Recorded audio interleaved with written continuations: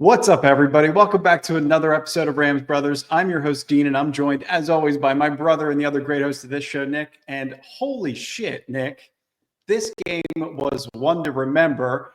Reminded me of Rams Chiefs back in 2018. Rams come away with the victory 44-42 in SoFi Stadium, and Nick was in the building.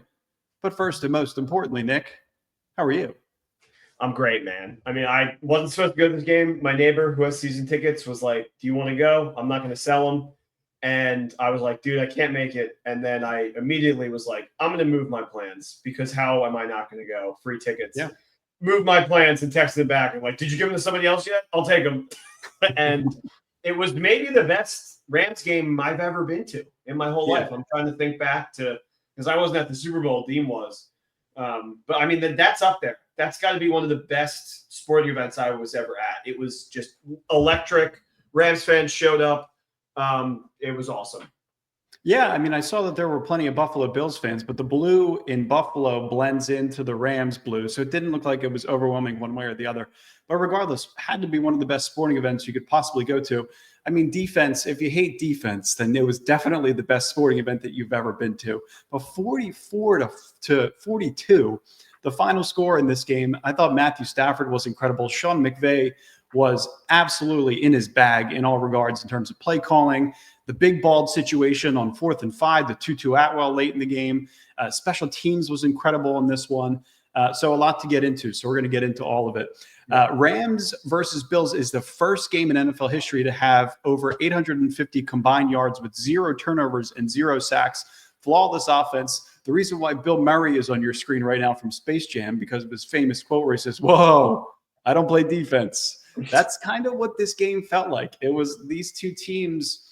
I mean, it was perfectly flawless play calling and execution from both offensive perspectives. Josh Allen, 6 total touchdowns, unanimous MVP, first player all time with 3 pass touchdowns and 3 rushing touchdowns. If you had him in fantasy, you most likely already won your week. So an incredible week from both offenses, and special teams was the difference maker. It was the play call late in the game, and it was the special teams effort to be able to block the punt. And Hunter Long finally redeems himself on the Jalen Ramsey trade and is able to get into the end zone and recover the punt block. Possibly your special teams player of the week is Hunter Long. So I thought like a couple of different ways that you had to be able to kind of put things together. Red zone efficiency, third down. They did it all in this game. I really didn't see a world where all three, like you don't win this game if all 3 phases don't bring it 100%.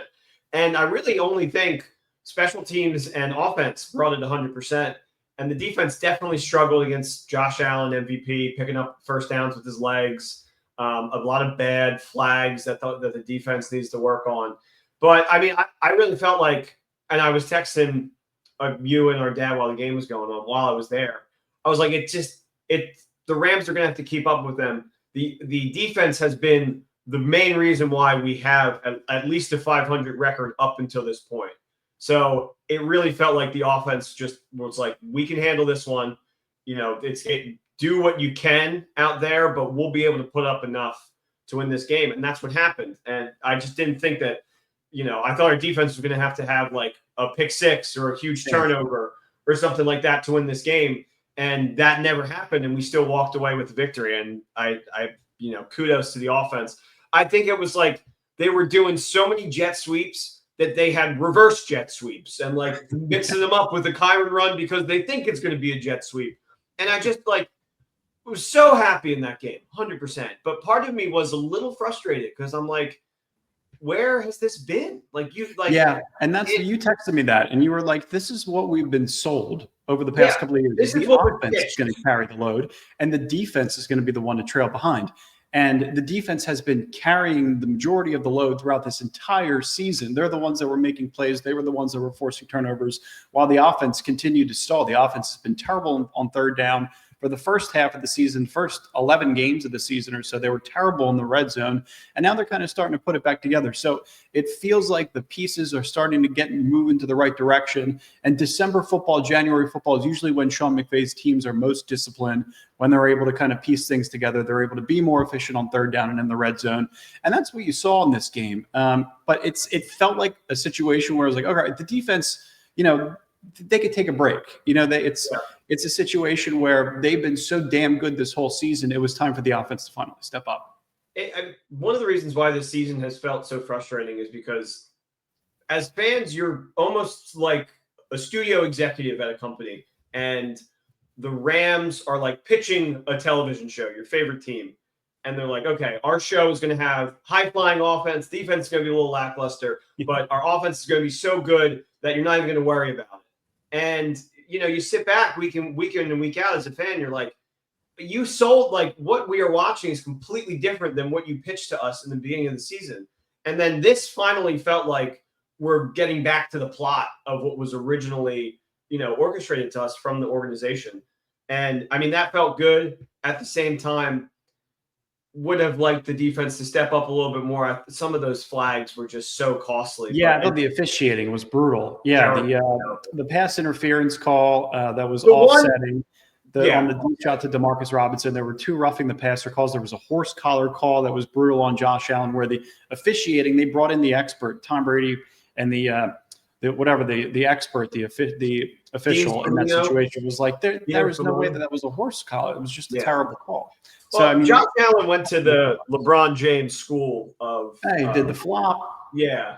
It's like, oh, he got me. And then somebody went up to his grill and he went, oh. Yeah, you gotta find him for the flop. But here's what we're looking at in terms of the current NFC playoff picture. So the Rams are currently the 9 seed. With this win, they have a 34.8% chance to make the playoffs. They were previously at 17%. They got a 32.4% chance to win the division. So Seattle got a win today. Obviously, the Cardinals just choked. They always choke in December and January. So now Seattle has a 1-game lead over the Rams, and the Cardinals and the 49ers are still in the basement. Obviously, the Rams have a date with the 49ers on Thursday night, which is going to be really interesting. The Rams are already 3-point underdogs from all major sports books, which is a little bit concerning. It's a short week. The Niners just beat up on the Chicago Bears, who've lost like 9 straight games.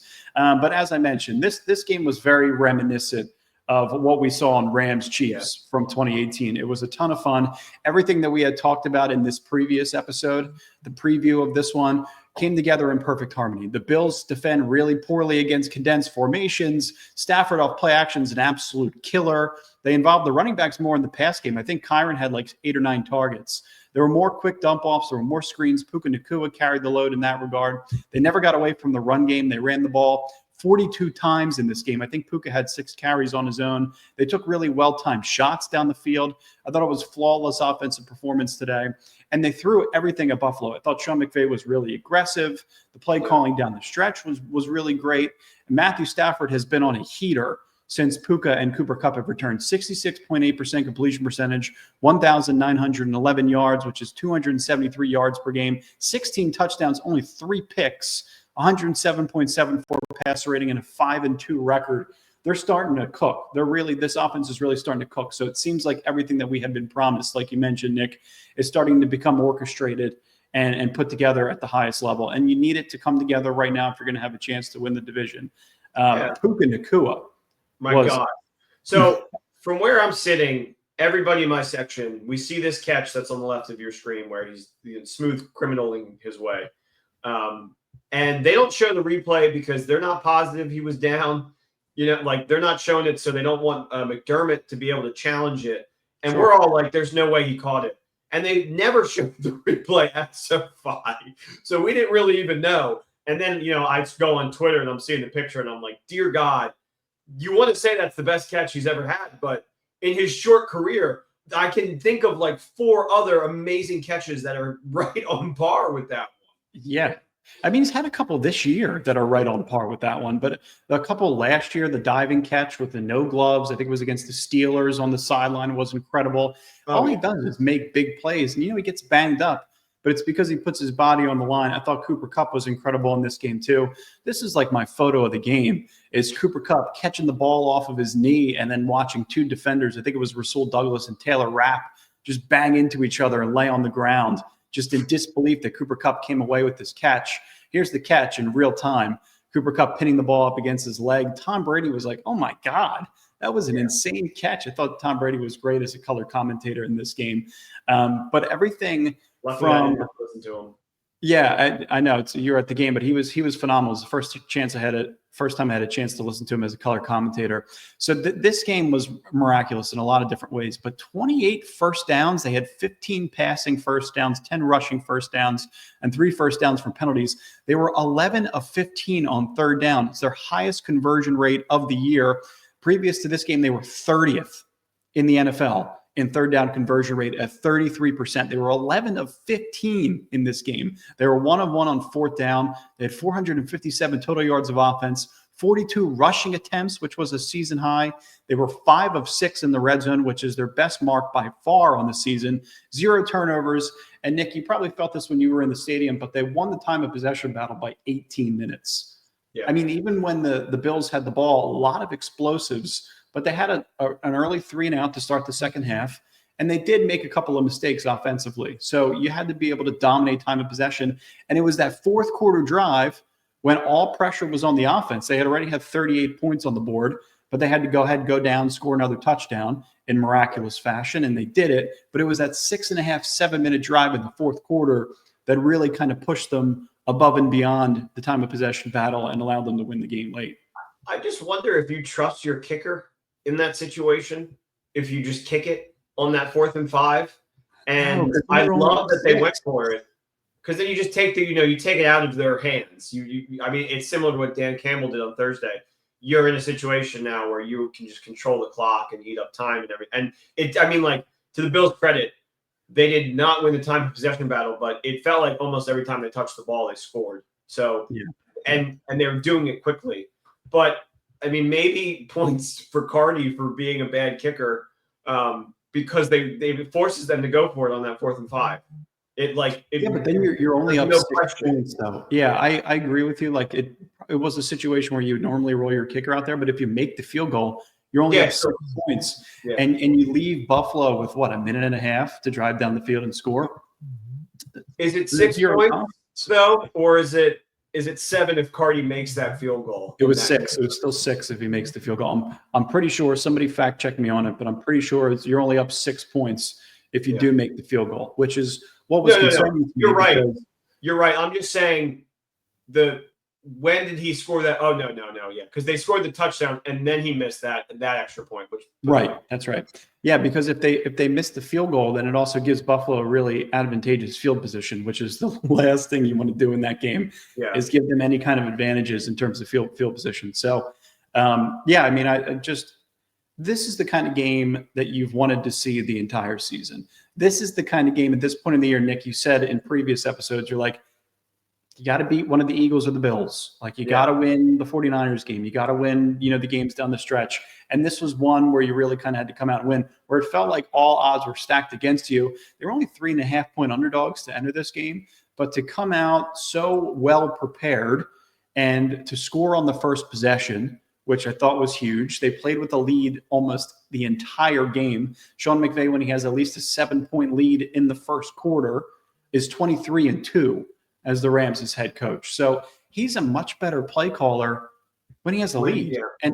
And that's the case with a lot of offensive play callers. You just have more confidence, more aggression. It's easier to kind of think through these situations when you're not challenged with, okay, can I stay balanced if I'm playing from behind? Like, can I eliminate half of my playbook because I can't run the ball? I got to force the pass. It just trickles all the way down, though, too, into the offense, into the quarterback, the running back, every single offensive lineman. And it's a shame, because it felt like that could have been the case in that Eagles game if Kyren had not fumbled that football. And that was my worry. And we actually showed up to the game late. I had one bet on this game. It was Kyren Williams anytime touchdown, because I didn't want to worry about the Rams winning or being close or anything like that. So we're walking in, and I hear, Kyren Williams in for the Rams touchdown. I'm like, I'm at my seat, and the bet's already over. And now I can just sit back and hope for a win. So, I mean, it was it felt like a perfect scenario watching that game at SoFi. Shout out to all the Rams fans in the 301 section, because that's where I was at. It was just super fun. Yeah, and it's not even, obviously they were really good in the red zone. They were 5 of 6 in this game. But I think some of the execution, like, they came out of a timeout where McVay called a timeout on the Puka jet sweep. And then they knew Espinoza couldn't defend the jet sweep, and he only made a play later on in the fourth quarter. Then they're like, let's go to the reverse. Let's run a 90 flip to Kyren Williams and give him the ball in space. Let's run a stretch play. Like, let's get creative with our game plan. Let's throw screens. Let's let Puka operate in space. And it was all of that in collaboration, which is the reason why I feel like this team is really kind of starting to put it together. But it's like everything that everybody's been complaining about, the play calling, the red zone execution, third down, the offensive line, like now that your offensive line is healthy, now that your top two pass catchers are fully healthy, and now they got to play San Francisco on a short week, which is a shame because it looked like Puka Nacua got banged up, hurt his calf in this game. But if he's good to go, if your offensive line is still healthy and everybody's ready to go for Thursday night, you have as good of a chance as you've had all year. And it's an opportunity to sweep the San Francisco 49ers and to get another game in the division and to be 8-6. And it's one of the reasons why it feels so ridiculous that people say things like Sean McVay should give up play calling. This is why I feel like you're a total idiot to suggest that Sean McVay should be fired. I agree. And Matthew Stafford, anything but a top 10, maybe even a top 5 quarterback, number 1 quarterback of the NFC, is totally asinine. And this is why you shouldn't fucking tank. This is why you don't tank. You don't do it. There's no reason to blow up the organization. There's no reason to fire the greatest coach in franchise history. There's no reason to blow up the morale you built in the locker room with all these young kids. It's so stupid to suggest those kind of things. I think in football, especially as a fan, it's just so easy to get impatient because it's just there's only 17 games in the season, and you look at how other teams have turned it around so quickly.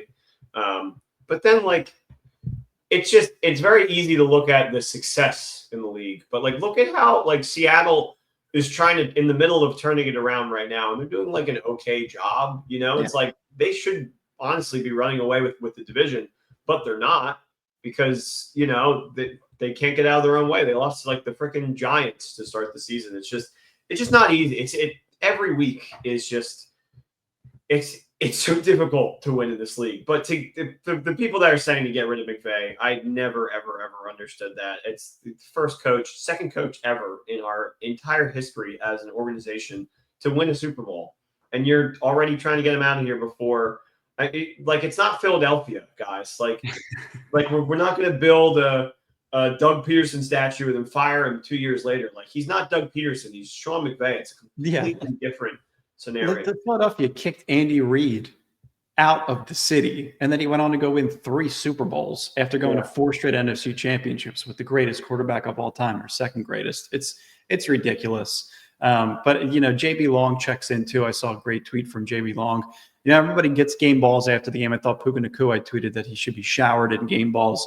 But JB Long said that my game ball goes to Sean McVay and the offensive staff. I mean, the offensive line is incredible too, but the entire offensive staff, Sean McVay, that was elite right at the crucial juncture of the season when the Rams had to have it. Letter perfect in game management decisions, personnel usage, game plan design, and play call execution. One of the best in recent years. And I truly felt that as I was watching this game. And, you know, you feel bad for guys like, well, you don't really feel bad because he's the MVP favorite. He's engaged to Haley Steinfeld, and his team looks like they can go win the Super Bowl. But Josh Allen, they already won their division. Yeah, and they already won the division. That's right, for the 5th straight season. First player with 3 pass and 3 rushing touchdowns. Live shot of Josh Allen after the game, just carrying his team offensively. That's great because that came from when the Heat lost. Yeah, that's right. That's right. Yeah, I mean, you got to just give credit to the entire staff. The offensive line specifically and the offensive coaching staff, I thought was phenomenal. And then, you know, they're doing a great job with the running backs. They're doing a great job with the offensive line. We love Coach Yarbs with the receivers. Like, I will say this together. It should always be Kyren in the red zone. We gave Blake that opportunity on that second drive. It was like the start of the second quarter, and I'm seeing all the tweets and people behind me are like, let Corum finish it. Let him get in there for a touchdown. And he got stuffed twice, which led us to kick a field goal. So just stick with Kyren. 2 red zone carries on the year, the poor guy. Got to give him some more opportunities. Yeah, I guess. I know what you're saying. I knew it was going to be a great Kyren game. when they released that video of Steven Jackson coming in, the St. Louis Rams Kyren's hero, and that's why I wore the Steven Jackson jersey today, because I was like, we got to bring it back old school to bring it into the new school. And yeah, I mean, it was just Kyren was one of his best games. It's still not having that breakout run, but picking up, just like chipping away, like getting like 5 or 4, like just enough just to keep going. Yeah, I mean, Kyren's impressive in those kind of situations. And it was actually Steven Jackson who came into the Rams facility this week and was talking about how Kyren was nominated as the Walter Payton Man of the Year from the Rams' roster, which, I mean, I think that momentum's Kyren's from St. Louis. I just think he's been so impressive since that multi-fumble game against the Eagles. Like, that's how you pick yourself up. But the way that he conducted himself in the locker room after the win against the Saints, where he was like, nobody's messing with us. This is our team. It's our time. That's an impressive way to lead as a running back. And, you know, that's it's one of the reasons why he's nominated as Walter Payton Man of the Year. So, yeah, I mean, I just wanted to show the pump block real quick, because I know we talked about it, but special teams never gets enough credit from us, even though Joshua Carty slipped and fell on his ass like he looked like he slipped on a banana peel in Mario Kart on that extra point.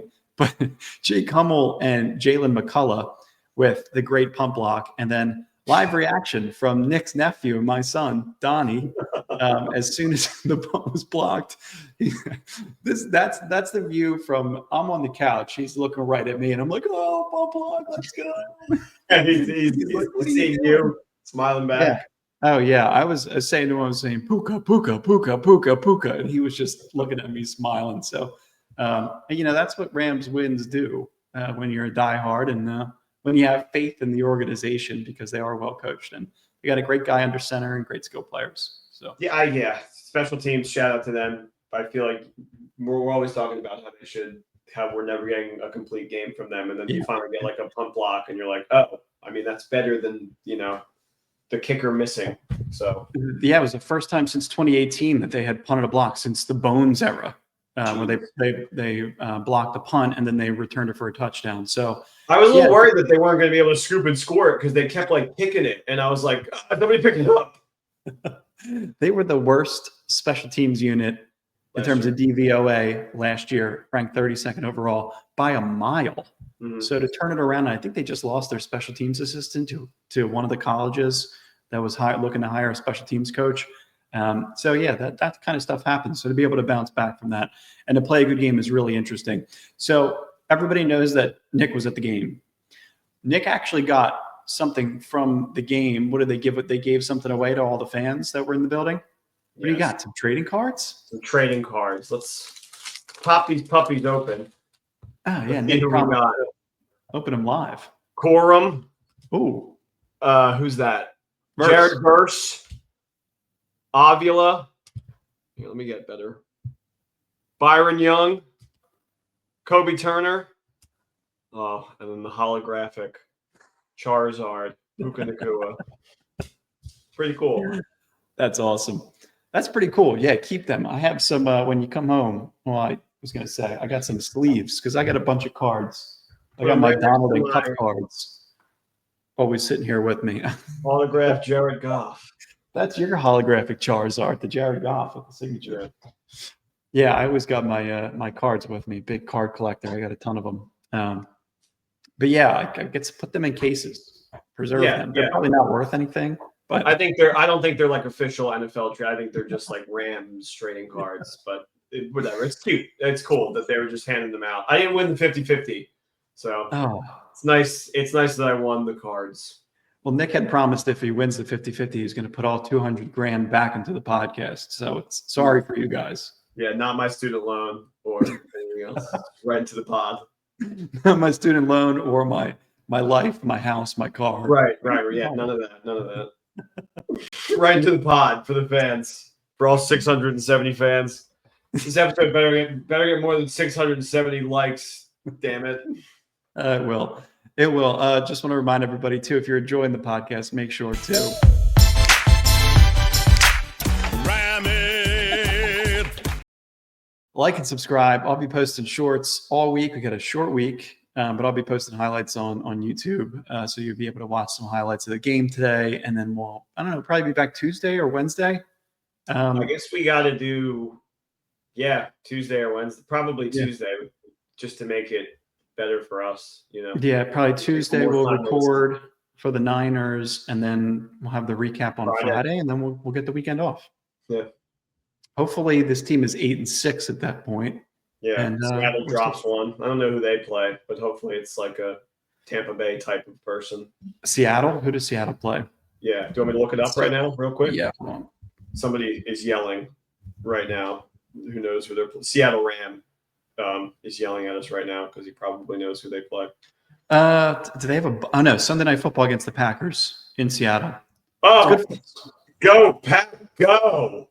Oh, wait, so this is kind of a tough schedule. So they got Packers, then they got the Vikings the following week, and then they play the Bears on a short week, and then they got us. Damn. So they could totally drop 3 of those. Wow. So things are actually looking up for us. Telling me there's a chance. Dean might have made our fantasy playoffs this year. First time ever. I may have a bye in round 1 if things continue looking the same. So good stuff. Hey, life is good. Life is good. Life's taking a turn in the right direction.